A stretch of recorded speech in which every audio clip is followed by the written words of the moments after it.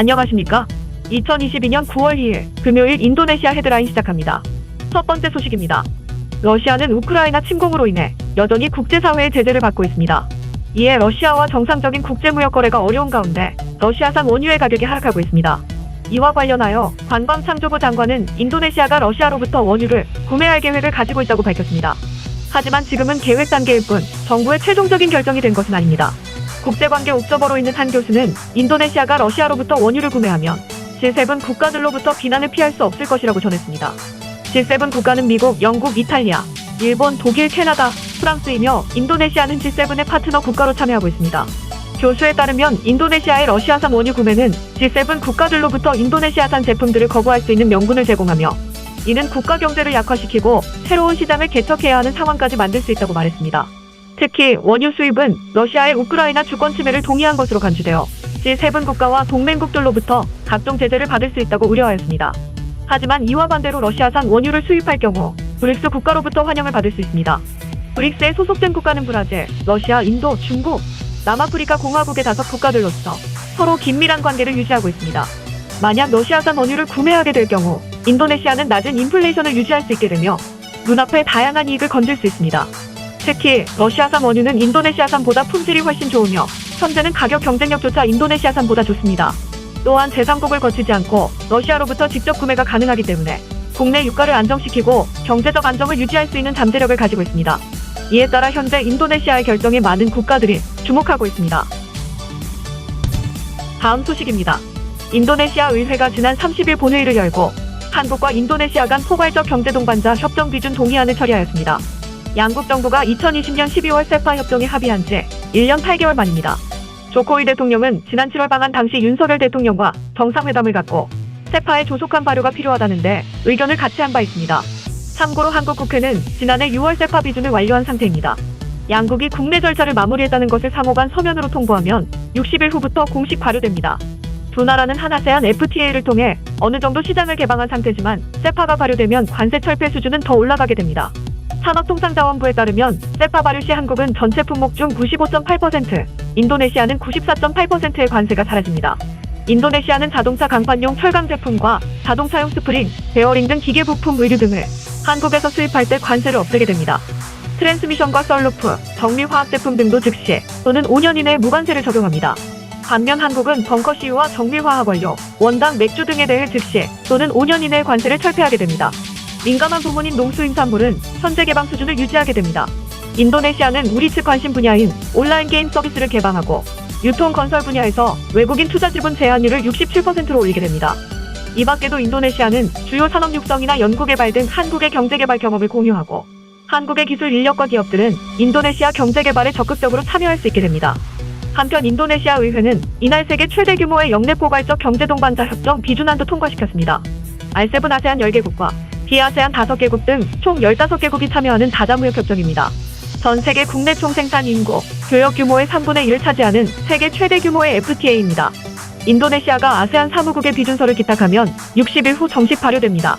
이날 인도네시아 국회가 비준하면서 15개 국가 중 아직 의회 동의를 받지 못한 나라는 필리핀만 남게 되었습니다. 다음 소식입니다.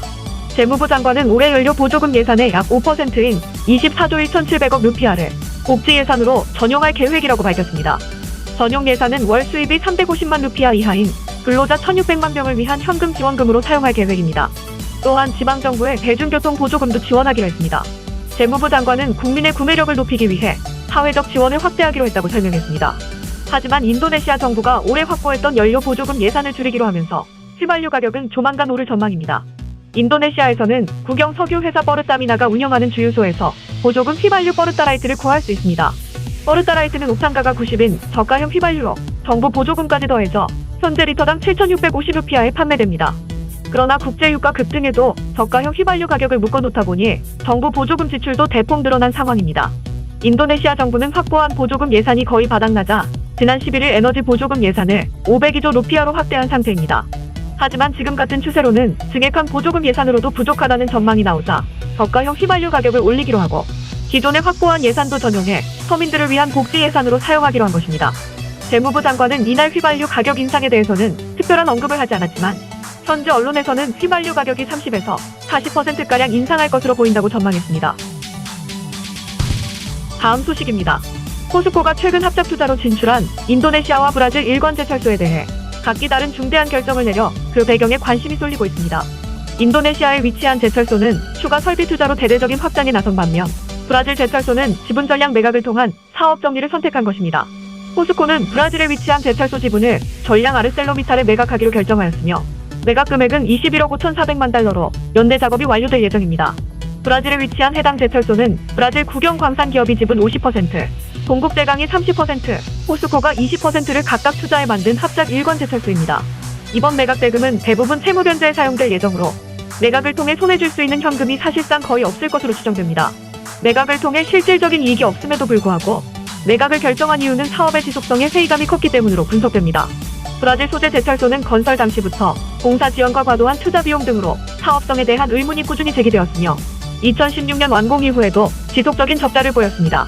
적자의 원인은 브라질 화폐의 가치 추락과 불안정한 판매 구조 등이 원인으로 조사되었으며 완공 이후 4년 동안 누적 적자만 2조 1,531억 원에 달해 한때 자본 잠식 상태에 빠지기도 하였습니다. 반면 인도네시아는 전기자동차 완성차 공장 등 자동차 강판을 꾸준히 소모하는 신흥 성장국으로 글로벌 완성차 기업들의 투자도 활발히 이루어지고 있습니다. 현대자동차도 인도네시아의 핵심 거점을 구축하고 있으며 올해 약 15만 대, 향후 연간 25만 대의 생산 능력을 갖출 예정입니다. 또한 인도네시아 정부 차원의 전폭적인 지원도 포스코의 결정에 영향을 미쳤습니다. 지난 7월 조코위 대통령이 방한하여 포스코를 비롯한 국내 주요 기업 CEO들과 만나 투자 활성화와 협력 방안을 논의한 바 있습니다. 한편 크라카타오 포스코 공장의 생산 능력은 연간 조각 300만 톤과 후판 138만 톤 규모이며 포스코의 이번 투자 로고로 1기를 추가 배치하여 연간 조각량을 600만 톤 이상으로 확대할 계획입니다. 다음 소식입니다. 교보생명이 사단법인 한국지아찌아 문화교류협회와 함께 인도네시아의 찌아찌아 한글학교를 건립했다고 25일 밝혔습니다. 이번 한글학교 건립은 인도네시아 찌아찌아족과 한글 나눔 및 문화교류를 활성화하기 위해 마련되었습니다. 찌아찌아족은 인도네시아 350여 소수민족 중 하나로 고유 언어는 있지만 이를 정확히 표기할 문자가 없어 2009년 한글을 표기 문자로 받아들였습니다. 이번 한글학교는 찌아찌아족 약 7만 명이 사는 인도네시아 술라웨시주 부톤섬 바오바우시에 세워졌습니다. 1311제곱미터 부지에 연면적 465제곱미터, 2층 규모로 조성되었습니다. 아울러 해당 건물 내에서 한국 전통문화 체험, 한국 요리 강습 등 다양한 문화 교류 활동도 펼칠 예정입니다. 교보생명 관계자는 찌아찌아족에게 한글 교육을 지원하며 한국 문화를 알리는 데 힘을 보탤 수 있어 기쁘다며 찌아찌아족 청소년들이 한글 교육을 바탕으로 성숙한 인격체로 자랄 수 있도록 돕는 데 최선을 다하겠다고 말했습니다. 한편 교보생명은 지난해부터 찌아찌아족을 위해 한글 나눔과 문화교류 등 다양한 사회공헌 활동을 지원하고 있습니다.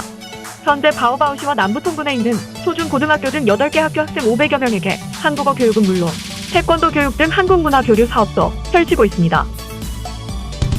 다음 소식입니다. 인도네시아 국립대학은 대웅재단과 협력하여 캠퍼스 내 ILRC 빌딩 4층에 UIDF 생물분석연구소를 설립하기로 협의하였습니다. 해당 연구소는 국립대학의 과학테크노파크학부에 소속되며 바이오 제품, 의약품, 제조합, 단백질 의약품 등을 연구하는 데 쓰일 예정입니다.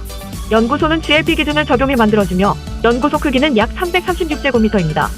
서창우 대웅인피온 대표는 연구소 설립 배경에 대해 전 세계적으로 공중보건의 위상과 의료 역량의 질적 향상에 기여하기 위해서 인도네시아 국립대학과 협력하기로 했다며 한국과 인도네시아 등 바이오 의학 산업의 발전에 이바지할 것으로 보인다고 말했습니다. 대웅제약은 인도네시아를 동남아시아 거점 국가로 선정하며 글로벌 오픈 이노베이션 활동을 확대하겠다는 목표를 세웠습니다.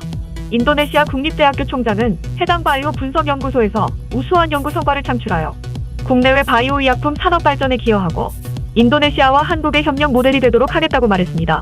한편 대웅제약은 2005년 인도네시아 법인을 세우면서 현지 시장에 출사표를 던졌고 2012년 인도네시아 제약사 인피온과 합작사 대웅인피온을 설립했습니다. 다음 소식입니다. 주인도네시아 한국문화원은 26일 자카르타에서 한복을 입고 자카르타 도심을 누비는 한복 입고 자카르타 명소 방문 행사를 진행하였습니다. 한복을 입고 자카르타 주요 지역을 다니며 인도네시아 국민들에게 우리 문화의 상징인 한복의 멋과 아름다움을 알리는 행사였습니다. 한국문화원은 행사를 앞두고 사회관계망 서비스를 통해 참가자를 모집했는데요. 100명이 넘는 사람들이 신청했지만 한복 수량이 정해져 있어 참가자를 선정하기에 어려움을 겪었다고 합니다. 이날 행사에 선정된 30여 명의 인도네시아 청년들은 2개 조로 나눠 한복을 입고 자카르타 명소들을 누볐습니다.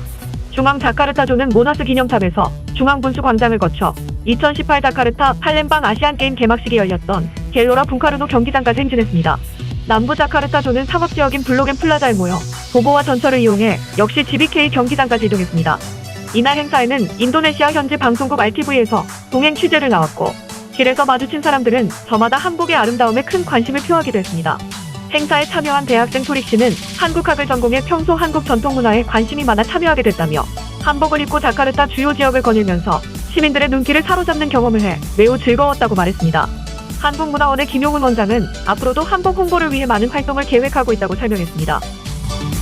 시청해주셔서 감사합니다. 다음 시간에 뵙겠습니다.